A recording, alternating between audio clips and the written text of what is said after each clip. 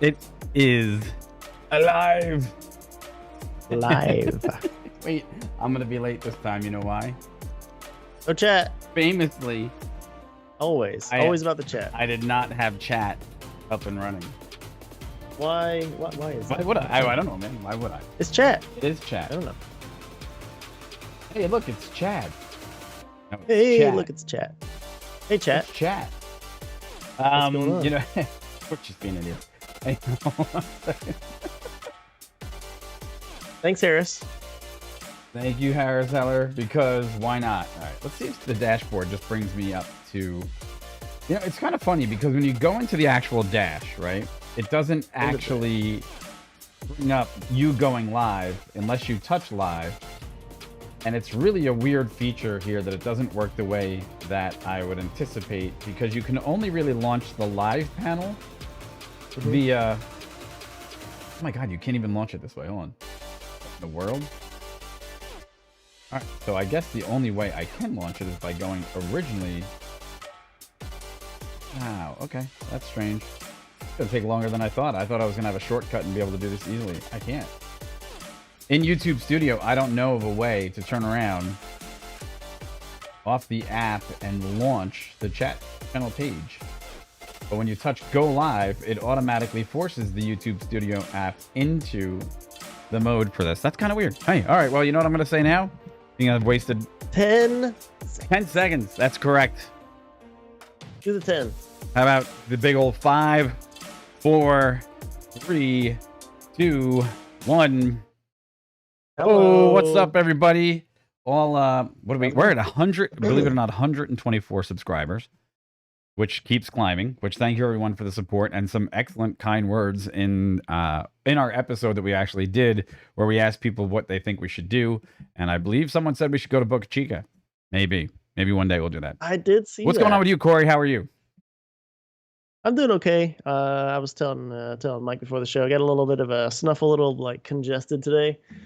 It could just be a combination like allergies or whatnot. I don't know, man, but it's a There you pain. go. But I know plenty of other people deal with like allergies all the time, so I'm not going to complain too much. But it is kind of annoying. By the way, it is June 10th, 2021. And you know what's so funny? I used to remember all the time you get off the airplane and you hear people say, it's because they don't change the filters in the airplane. And that's why I always get sick when I fly. And I'm like, that's not why people get sick when they fly. Because it replaces the cabin air every 3 minutes, complete front to back of the cabin. Yeah. It's because it's so damn dry. You're at 12% humidity in most cases. And what a lot of people don't understand is at that level, your sinuses have to actually create moisture so they don't dry out. And that's what generally post-nasal drip is what gets you sick. So I always remember stepping off the plane when you get back to Florida, when you've been basically anywhere else. Oh, yeah. And they open up the cabin, like the door, right? And you step on the jetway and it's like, bam, hits you in the face. It's like, whoa, I'm instantly sweating. Yes. Hold on. Moisture is absolutely and totally back. But hey, welcome Yeah, home, for sure. Hold on a second. You know what I got to do now? Because it looks like Skype has decided to make you lower in volume for some reason, which I like. You know, I like you low. Lower in volume. For whatever. Skype, I thought we were. So did I, until Skype just decided to have a mind of its own. However, guess what we do have on the actual program today? And I'll call it the program, or I could call it the live stream, or I call it whatever I want because it's our show. However, we do have Xbox everything. So it looks like Microsoft Corporation is pushing to have Xbox built into TVs and to take advantage of some of their cloud services, which looks like it's going to be quite interesting. We have something that's near and dear to your heart, which is going to be Moviepass scam. Oh man, can't we talk you about can talk about. I'm also going to talk about the Loop, the Boring Company. Musk and friends have turned around and they have actually started operations in Las Vegas, but not exactly what everybody thinks. Yeah. And lastly, we've got a Vertical Aerospace, which I think we touched on them before. They're a UK company that's using Rolls-Royce as propulsion, and they're talking about an SPAC merger. So there's a lot to discuss on the program today. So I hope everybody's excited as we are. And you know, we didn't just you're doing Moviepass. I know you're doing Moviepass. I'm doing Xbox. Am doing Moviepass. You, which one? And then okay, so then we got that order. Fine. I'm gonna at least kick off Vertical, and then you're doing the loop. The loop. All right. So where should I guess we'll start off with Xbox, just because, right? Why not? I mean, whatever it is. Yeah, it doesn't matter. I'm gonna take the deck here for a minute. And hey, this is pretty much the whole deal here. And this is coming to you directly from Polygon. And in anticipation of E3, Xbox streaming is coming to TVs and streaming consoles alongside their new consoles. And basically, don't sweat it if you people out there in Xbox land are afraid that their Xbox Series X or anything else will not get this type of system. But basically, there has been xCloud in development for a long time now. And Microsoft has been looking to taking their gaming and traditional gaming networks and pushing them to cloud rendering. And this is just another step in that direction. Basically, they're saying, well, they continue to operate and work in the arena of bringing you the most extreme and best gaming consoles around. They said they're not slowing that down at all. And matter of fact, that they're going to be bringing out stuff that people really can't believe. What they're saying is that they're also going to bring out 2 Game Pass members and experience directly into an internet-connected TV. All right, that's what they're saying here. And if you read along in the article, it says you'll basically be able to get the same experience or near same experience that you're getting in your Xbox, but it's going to be directly embedded. So if you're thinking about like a TCL TV with a Roku built in, or Fire, TVs or things of that nature that all have these smart TV functions, it's going to be interesting to see how they're going to get this accomplished. And look, the technical challenges in the field of what's been the streaming game market, which has not been successful by any means. Nvidia's taken a crack at it. Google's, I think, taken a crack at it. Quite a few companies. It really hasn't taken off the way that they've thought. Yeah, there is. And I'm just curious,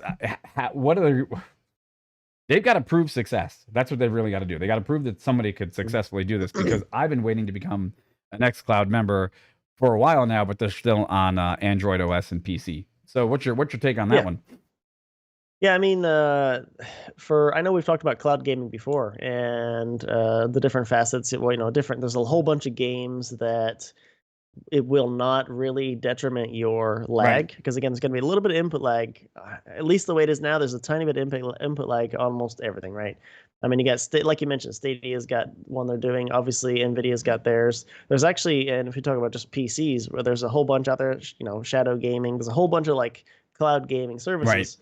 And as you said here too, yeah, Xbox is really gonna fully stepping into that arena now, and I think it certainly can work. As everybody's pretty interested in keeping internet speeds up, and that at least has some momentum now. That'll be obviously pretty big impact on whether this really works with the customers that are looking to buy it. I mean, it's one of those where Xbox is going to want people to say, hey, if I don't know how they want to do it, but some kind of notice somewhere, to really emphasize the minimum speed you're going to need. Because if they're totally throwing out the Xbox, right, and you said like you can have a TV with the necessary components built in, the main one there is you got to have the internet to do it, or it's just not going to work. I think something that any of your one player games, all that stuff's going to be perfectly fine. I think all that's going to be great. For me, I always look at this. I try to see like what people might be playing, and if they go into any of that like competitive multiplayer stuff, where and it really depends if it's even RTS or first person shooters or whatever. Man, lag is going to be an issue. Really bad. We've all, the people that have played, we've all had some. We all blame it on netcode and thanks Bungie and whatever other little sayings we have, but lag on the internet side is never good. So here's the thing. I mean, they're going to be relying heavily on Microsoft's infrastructure, and their infrastructure in the cloud is basically, I would say, they're unrivaled in some areas in what their cloud experience has been like. They look forward to actually having their data centers, which are placed across the country, which basically their rack servers are in the back of 18-wheelers that they plug in and out of these buildings, which for them, they might have the off platform computing power. But one of the things that Liz Hamron said from Microsoft, she said, cloud is our key hardware and the Game Pass roadmaps. And if I was Microsoft, to me, this would be my number one place where I could dominate where others couldn't. Valve and other corporations may not have that cloud backbone and exposure to the latest and greatest of the cloud backbone. And if you were going to push something in Microsoft's ideology, right, you're going to push that your upper echelon cloud backbone to the limit with gaming, because it's like you said, it's all about framing, it's all about how many frame rates can you get, it's all about latency, it's all about multiplayer connections. So I would imagine offsite rendering and streaming. I mean, I would imagine, unlike a Netflix or someone else, which is just doing regular 40 frames per second screen dumps down, but there's no other articulation between you, the end user, and so on and so forth. It's fairly simple. Just dump the stream down and make sure it stays steady. going to be big challenges for them. I'm curious to see if they're going to be able to pull this off. I really am. It's going to be a much. Yeah, we've seen that. You brought up Netflix, and that just reminded me of something that how Netflix can handle momentary lapses in bandwidth. You guys have probably seen Netflix where you're watching some show, just watching, really involved in the story, and you see then it kind of like pixelates up, but it doesn't stop playing. It keeps playing, kind of pixelates up, and then it like catches up again. Oh my God, can you imagine if you're in like competitive and it just like pixelates up and you're like, oh my God, I can't see anything. Well, the thing is, you can buffer a movie because you know what the next frame in the movie has to be, right? You can buffer that and you can put it in line so that at least you don't disrupt the experience. You can't buffer a game because the live inputs that are coming from you or other players are unknown at the moment. So you really don't have that same level of, we can just buffer this and it'll be, we'll buff this out at the end and just make it a little pixelated. No, you can't do that. So I'm interested to see, like you said, they have and as you said, also, they basically say, quoting, hey, cloud is part of the core part of this. So they at least have their sights set on, I think, what the right thing should be. So yeah, I mean, we'll see. Okay. And I have one last plea to anyone out there. Okay. That has access to the xCloud gaming service beta platform, man. Throw me in, because I've been an Xbox ambassador. I was one of their live beta testers. I've done a lot of different things for them before, and I've said this before. If you're watching at home, get me in that program, because I got a brand new iPad that I travel with that I would love to start playing games with. So amazing. Oh yeah. Awesome. Yeah, it makes total sense. It does, right? Hey folks, and remember, if you're out there, like, subscribe, follow. We've got more stuff to bring to you. It's just it's been a banner week for us. Lots of growth. We do have possibly some surprises in the not too distant future, which we'll be excited to announce to you guys when we can. But there's things working in the background as well, which is all pretty good. And with that said, I think we're going to turn it over to Corey's experience with one of his favorite companies that, well, let's do it. Let's do it. Go right ahead, my good man. You're on. Yeah, cool. So kicking off the next little segment here on today's show, I'm going to take it over to Moviepass. Now, Mike's he's kind of introduced me there to say, favorite companies. I mean, the wife and I were certainly involved in going out and seeing movies when we could. We did enjoy going to the theaters and using our Moviepass privileges when we had Moviepass. So just to give you guys a little bit of background, Moviepass was the app or service you could sign up for that basically would let you purchase discounted movie tickets through the app, and then go to the actual movie theaters and then watch the movies. And they had different subscriptions. And I know, just bear with me. I know it's a bit strange going to the theaters. I don't know if anybody remembers what that's like, but I just want to throw it out there. We're talking Moviepass, so. But anyway, yeah, subscriptions started off, they were yearly subscriptions, and then they went to monthly. But basically, long story short, Moviepass got shut down in September 2019. If you're not aware, kind of how all that worked, you subscribe to whatever package it was, and then basically what it said, you could see up to one movie per day. At its height, let's say. And just on a side note, I mean, the wife and I, we certainly got our money out of it. I know there are some other people I've talked to just before today's show about Moviepass, and they were saying, yeah, I mean, if you didn't use it enough, you kind of got scammed. Totally. Back in the old day, you just snuck into the other movie. Just maybe not. I'm just gonna keep going. I'm just keep going, because I'm not gonna say confirm nor deny. Sure. It.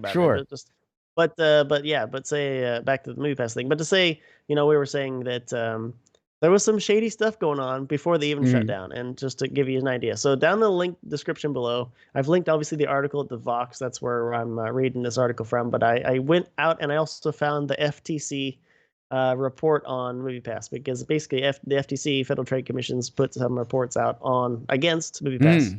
And that's down there, linked below. You can check it out if you'd like. But I kind of highlight some stuff here. So basically, you guys may remember by the end of the service, it was starting to do some weird stuff. One of which was, you may have gotten some correspondence that said, hey, we think maybe your account's been compromised. We need you to reset your credentials. And, okay, I mean, great. It seems like innocuous. So you try to reset your password and it doesn't work. Like, you just can't get the link doesn't work. Or when you go to try to do it, the email doesn't work. That's all stuff that possibly was by design. Another thing that the FTC says, the second thing they said that they did was, you guys might remember also, it would ask you, after you bought the ticket, that day of the show at the theater, right? Remember to take a picture of your ticket stub, because if you don't, we may find you, to cancel your subscription because you're not doing what we don't know. We think there might be fraud going on. Take a picture of your ticket stub. So inevitably, we, again, my wife and I, we experienced this too. We submitted our pictures. A lot of times we didn't have any trouble with it, but apparently there was other times where the pictures wouldn't submit, or people's apps would crash when they're trying to submit the picture. Anyway, long story short, sometimes it didn't work and people got their accounts canceled. That also was by design. Wow. And the third part was what literally, and I had to look this up to make sure, but in the report they talk about, quote, tripwires. And these tripwires were literally what the executives were talking that would trigger when high volume users would go see a bunch of movies in a month. And for example, what they're talking about high volume, they're talking like 3 a month. It's not high volume. Okay. For somebody who says you can see 1 a day and then I'm see 3 in a month and boom.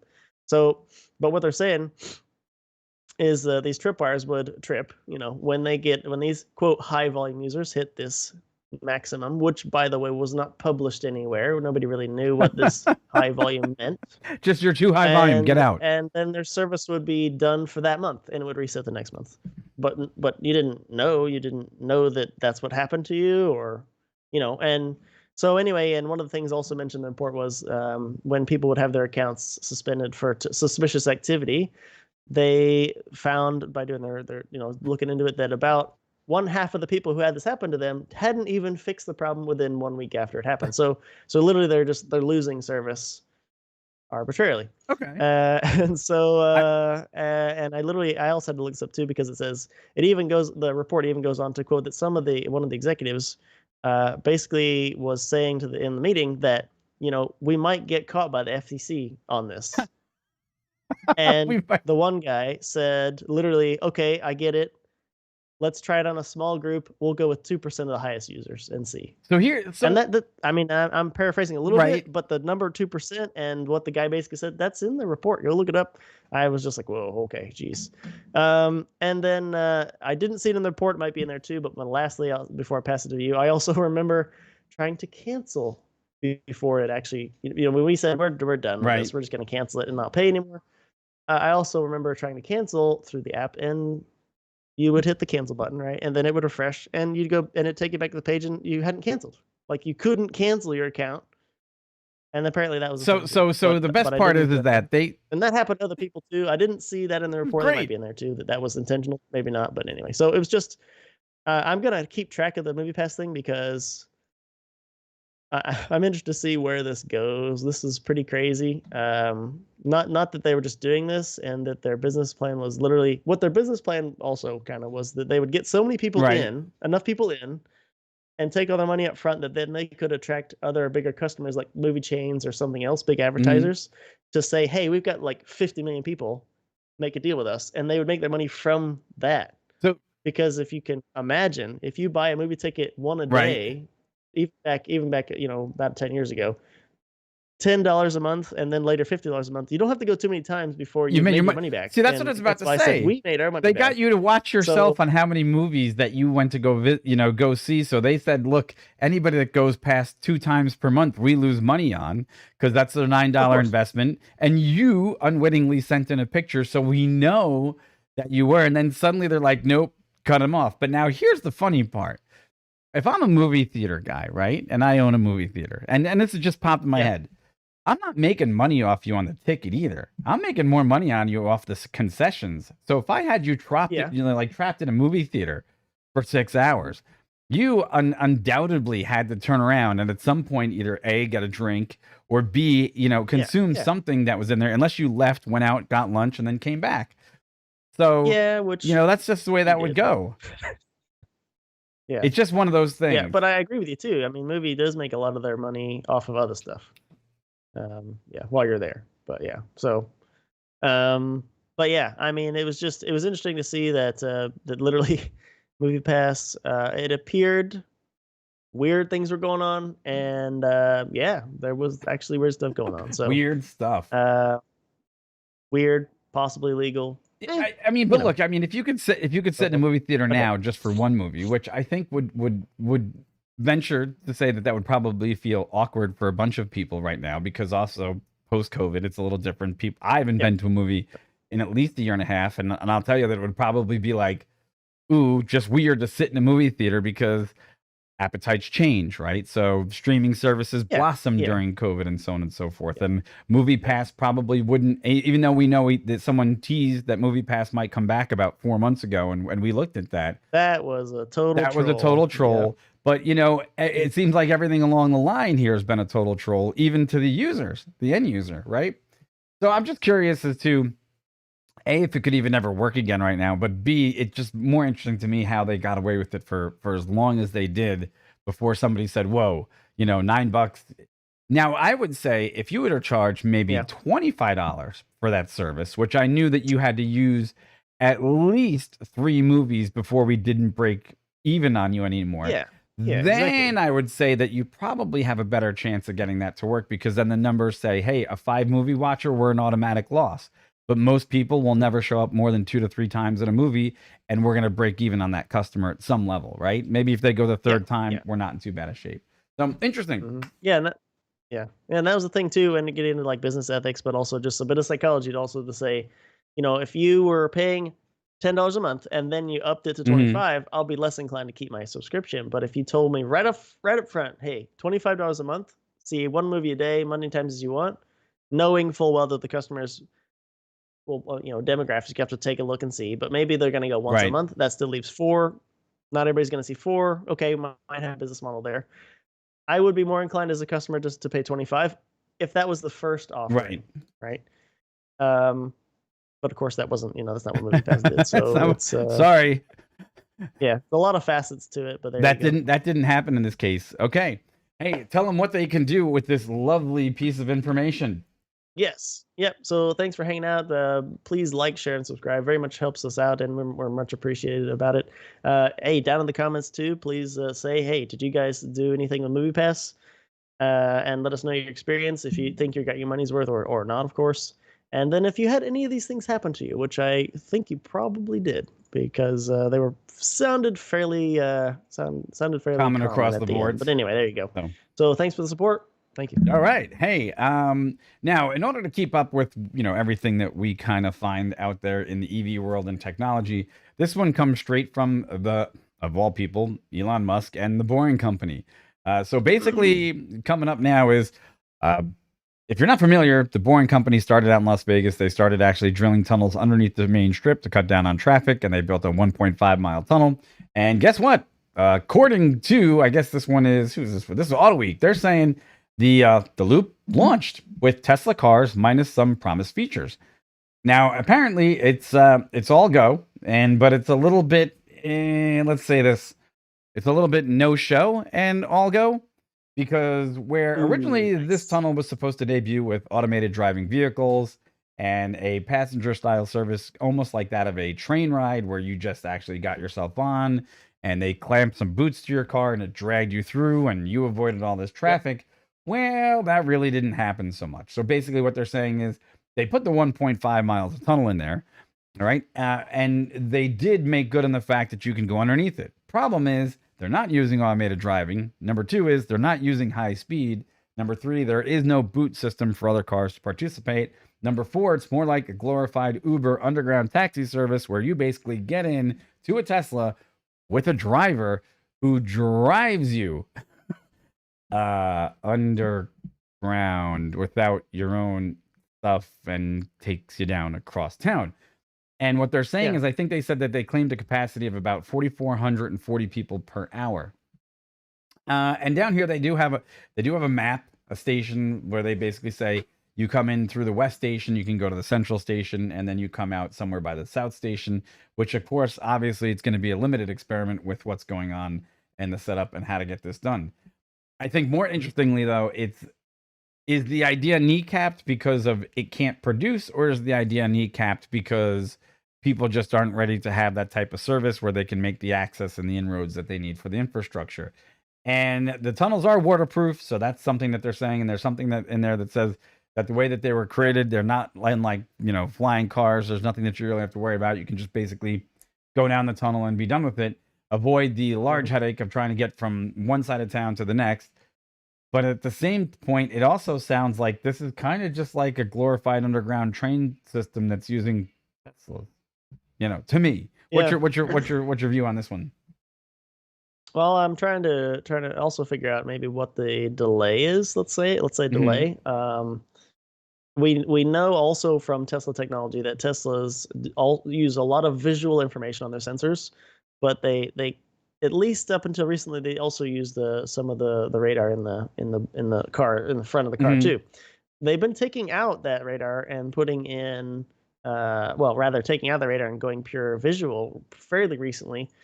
And on a side note too, the full self-driving level 5 or at least level 4 even is not in the road cars either. So I'm a little bit wondering if it's a software holdup on the cars. Now I know Tesla's got a lot of cool stuff going with their cars, but I'm a little bit wondering if it's the software holdup on the cars, because I don't know how much testing they've done with their neural net on in a tunnel. Oh no. And how exactly that works, because you also mentioned the skates, the little like boots that go on the car that help it basically keep a certain distance from the tunnel walls. And it didn't do that. They weren't on there, so I mean, where did that go? And then of course the speed, which obviously is a big part of the attraction, at least as a pure attraction rather than a tool to people to actually get around the city.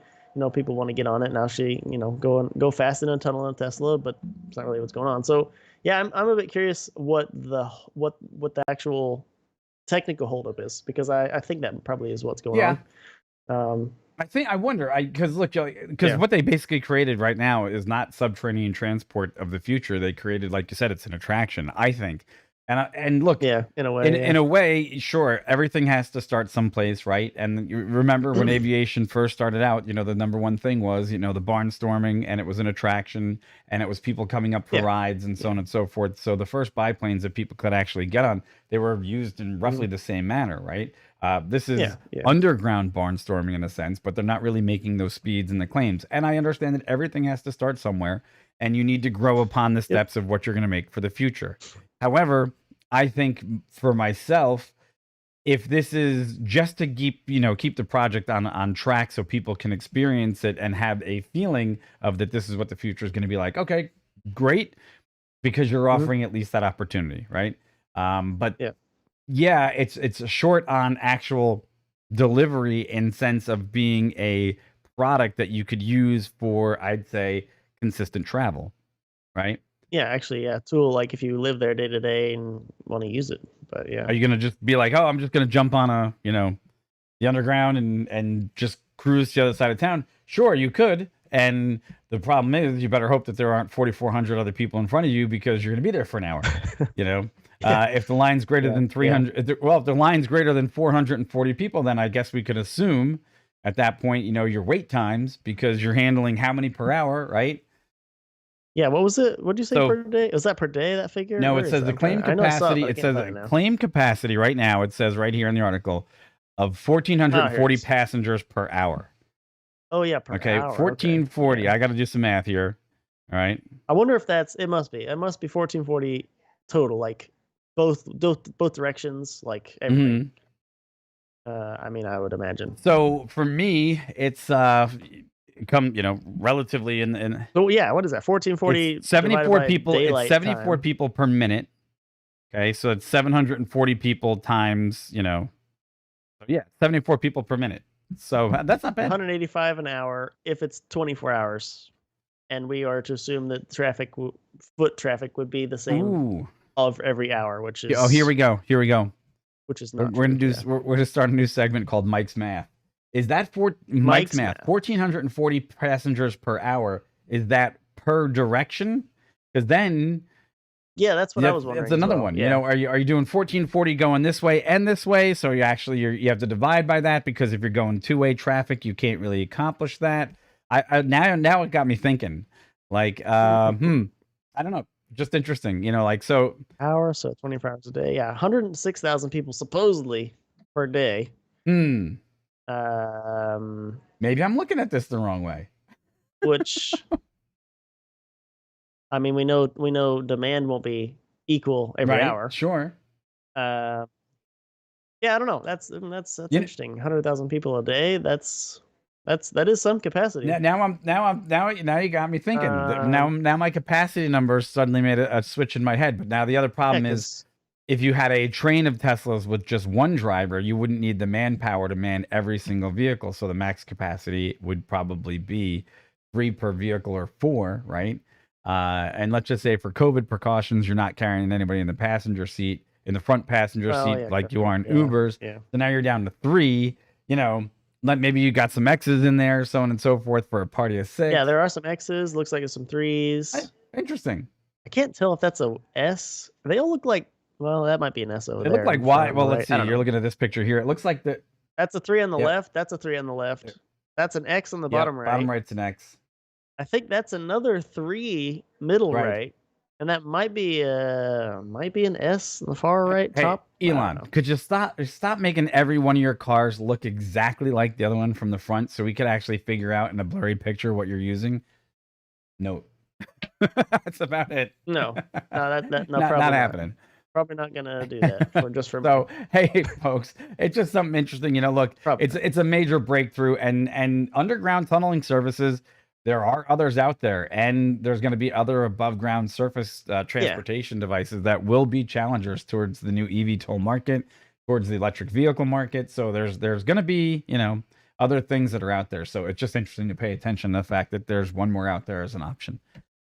So hey, and if you got a chance, remember, like, subscribe, and follow all the channel. We couldn't be happier with all the channel growth. We know you guys are really paying attention to the air taxi market and other things.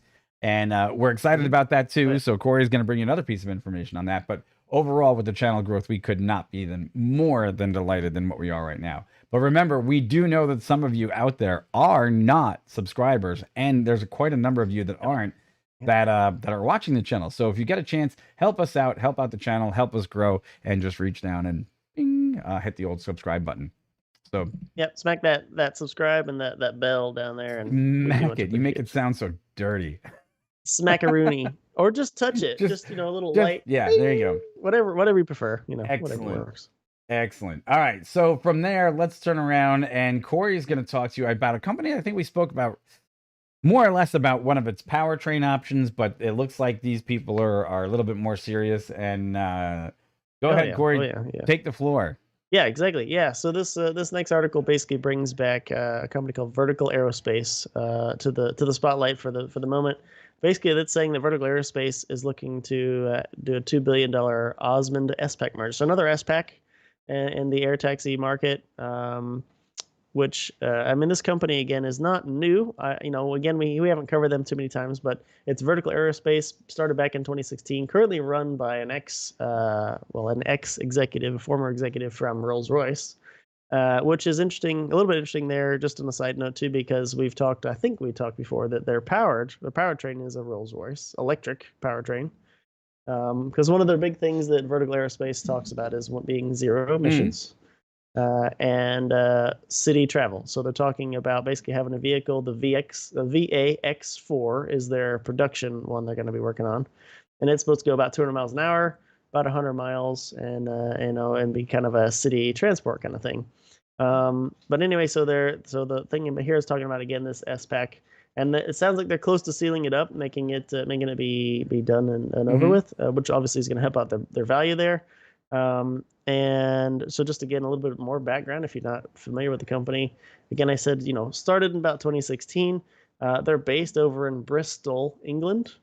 And obviously the zero carbon, we already mentioned that too, but they've flown previously 2 other vehicles that have been successfully flown and tested, the VAX1 and the VAX2. And now, as I mentioned, they're going to be they're supposed to fly actually the VAX4 this year, is what they claim. And that will be the one you see on the screen there that Mike's showing. It looks pretty snazzy, honestly, but I did want to point out, as Mike's kind of going through those pictures, that the basic design, and I mean kind of just high level basic observation. It looks like some of the other basic designs I've seen, and I don't say that in a bad way. It's just an observation. Those rotors do tilt, just like we mentioned before. Joby's tilt, they kind of have that same kind of setup. I mean, yeah, but anyway, they've got some bigger partners already. As we mentioned, Rolls-Royce is in there. They've also said that Honeywell is going to be developing a lot of their software and avionics. So they got some big players there, and obviously the guy in charge, as we mentioned, ex or former Rolls-Royce CEO. So he's got some connections over there as well, and yeah, so they're certainly serious. So it's another one we are probably going to spend a little more time just keeping track of as we go forward. Yeah. So I mean, to me, if you take a look, and I'm just going to throw these up a little bit in comparison, because the body, the shell of this thing, yes, it does look like the Jobby. It looks like a hybrid almost of the Jobby and the Beta.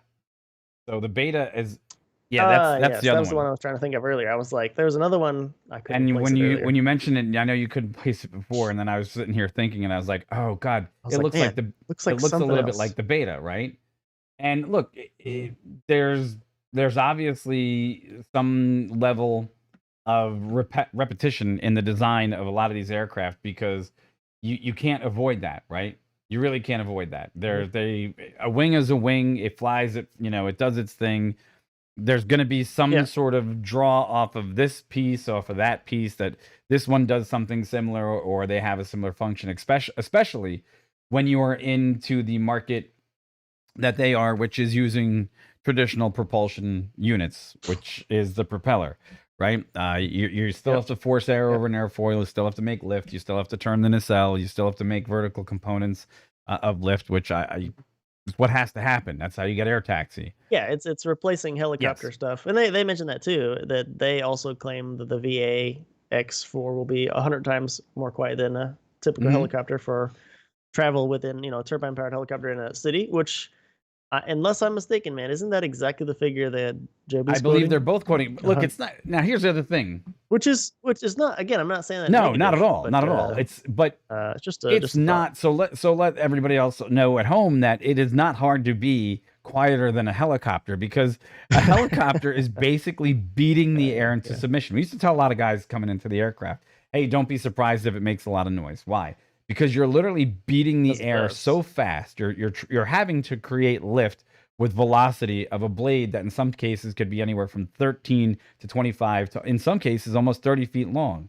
And this blade at the Mhm. center, or at the very root, is traveling slower than the tip. The tip is traveling at Yeah, a yeah, high velocity speed. And then when you combine that high velocity speed in forward flight, the tips of those yep. blades are nearly transonic, which means they make, what's Supersonic. that? Yeah, Yeah, yeah. supersonic. Yeah, They yeah. make a small sonic boom. And that's a lot of the noise that people don't understand. And the tail rotor is even worse, because it's usually spinning at a rate that's almost 6 times that of the main rotor. Okay. So Yeah, and you don't want them to go supersonic, yeah, but it is um, bad things happen when they go true. supersonic. Yeah, we want to talk about that. So, however, to Yeah, let's make not go. the claim Helicopter. to be 100 times quieter than obviously a helicopter is one thing. But here's an advantage disadvantage thing. You still have to make up the surface area. Okay. The aircraft still has to have Yep. enough surface area that's generating lift, i.e., propellers or so on and so forth, that you need this big bulky design that's attached to these wings and these other vertical lift makers back here. You need that in order to have your lift being made. The same thing with Delta, the Beta aircraft. The same with a lot of these. They're just using Yep. Exactly. smaller units so that the noise footprint is generally just not as large. It's Yeah. an evolution. Yeah, I was gonna mention the exact same thing that yeah, the footprint has to lift the same amount of mass that a helicopter Yeah, would lift, or whatever the design is, but and still fit in that same kind of pad correct. size. So yeah. So Yep. there's advantages and disadvantages. I could bring in a favorite that I would say that doesn't suffer from that, but I'm going to be kind here and say, we all know who that is, so that's fine. But it is what it is. You can't change the laws of physics, lift, and air, and how it has to move over an object in order to create lift. It's just one of those things. And I love these designs. They're sleek. They're gorgeous, just like the Hill helicopter. Yeah, it's very They're nice looking. gorgeous. Yeah. There's nothing wrong with them. They're probably going to be successful, but they're just not going to be revolutionary. That's the only thing. There's evolutionary and then there's revolutionary. And when you're looking at something that's revolutionary compared to True. evolutionary, you have to have expectations and you have to manage what it's going to do in the marketplace. So it'll be an air transportation unit, and it will go vertical. And some people will like it and some people won't. That's about it. Yep. I wish them Yeah, and luck. they have a so again, just finishing up. Yeah, they have worked a lot with the CAA or EASA as well over there. It's kind of, if you guys are not aware, that's kind of like the FAA, but over across the They call it Atlantic. EASA. So they're governing body over there, and so yeah, I think that. All right, I'm gonna blow our own horns. I'm gonna uh, say it. If people okay, sure, don't have know, it. the reason why we know what a EASA is because we were both at a time when we worked together at the same location for one of an oil and gas helicopter provider. We were both rated in the FAA curriculum as instructors in the EASA curriculum, so we could train Yeah. people from both sides of the shores, and that was and they do have I will say this, their standards are different, much more stringent. They have Yeah. they make you Yeah. work through a lot more hoops in order to get your certifications. So that they do have Yeah, that's their abilities there. that's a big conversation, but yeah. Sorry, So, what was I not supposed to? but yeah, no, still European regulator of aviation safety. Yep. So that's what EASA is. But yeah, yeah, I mean, like I mentioned before, this is a company that I'd like to keep a bit more closer Mhm. track on. I know we kind of keep adding more that we want to keep track of, but 'Cause I but it is an exciting space, an exciting right. area that we want to see, and on some level, it's who you know and how much money you got, and they seem, this one has another one that we want to keep track of. So yeah. And obviously I keep a lot of track on money of them because I want to fly them. And all of them. I am Yeah. there with you, man. It would be. I mean, we've not, again, we're airplane pilots and helicopter pilots, so we can fly different stuff. But I'd be interested to fly I some of want these to see things. how that, here's one major thing that I want to see how it feels. What a lot of people don't understand is when you have that much surface area in an airfoil and you're still generating lift, this thing is still going to feel like an average Cessna Caravan going through, turbulent air below 10,000 feet. When you're under the Yep. clouds, Yep. there's really no way to massage the air to feel as comfortable. And when you're on, a major airliner, which is, I'd say 99% of the world's common experience with aviation, that flight feels way smoother than some of these other aircraft because the wings flex. They have a certain amount of articulation built into them, and it feels a lot smoother because you have a lot more mass to move, right? Yeah. Oh yeah. They have a lot more mass, which to resist Yeah. momentum being pushed around by turbulence. So yeah, I mean, yeah, I think we mentioned that before when we mentioned or went over our video about just Yeah. hurdles that we know the air taxi industry is going to have with. One of them is just like I said, turbulence. Yeah, I mean, yeah. I want to see how it's going to fly. I really want to see how all of them fly, and I want to, because there is one. Okay, I'll say it. There's one other great thing about helicopters. The ride tends to be fairly smooth sometimes. It just tends to be smoother. There's a lot of dampening done by the blade structure. So anyhow, I'm done. You done? All right, I'm done, folks. man. Hey, Yep. thanks again for tuning in, and we'll be. So definitely next Monday we're going to be back on a regular schedule for sure. I think it's going to be 3 shows a week. We're going to have a lot more time to put back into the show. But I think, and I just want to mention this, we do have a couple other things on the horizon before we get any further down the road. And I want to know if you guys really want us to cover this one, because I believe that right now we're looking at June 17th. There's a midday launch, which we could basically work our show around the midday launch and just do a regular show with a rocket launch. I mean, we're perfectly happy with that. That would That'd be be pretty cool, cool. yeah, And then that'd we be- have another one the following week on the Wednesday, the 23rd. That one's at 8 p.m. That one I really want to see because that's going to be a dusk to, almost dusk launch, which means the way the light is going to come is that the rocket's going to take off in a partial amount of shade and get brighter as it goes up, which is always a lot of fun. So that's another one that we're looking at. And then June 30th, we've got another one. So it looks like Musk and Company actually, whoa. We got June 30th. We have a double? There's a double. There's one that could be going off at 8 p.m. on June 30th, and another one that's going to go off at 8 p.m. So there's Block 9. Ooh, what the heck? Is this a repeat? Which day are you looking I'm at? looking at June 30th, and right now they're saying that there's going to be 2 Falcon possible launches on the same day. Maybe it's the app has gone crazy. I don't know. We'll see. June 30? June 30th, I got the Hakuto R1, which is one satellite. And then we have, what else do we have here? Then we have the NROL 85. Yeah. Holy. That could be better. Who knows? All right. Well, that's what I was just looking at the schedule. Yeah, no worries. Yeah, exactly. I mean, yeah, we want to do some more rocket launches, and the night launches are always good. Okay. Good fun. Cool. So yeah. All right, folks. Thanks for tuning in. We'll be back to you guys on Monday. So thanks again for your time, and we look forward to talking to you guys again real soon. Take care. Have a great day. Yep. Take it easy. Have a good weekend. Peace. Catch you then. Bye-bye. Bye. Later. We Bye. could do the old, game show kiss where we throw our arms out and just no, maybe. No, we won't do that. No. How about we just say goodbye? Nope. Nope. All right. Goodbye, everybody. Take care.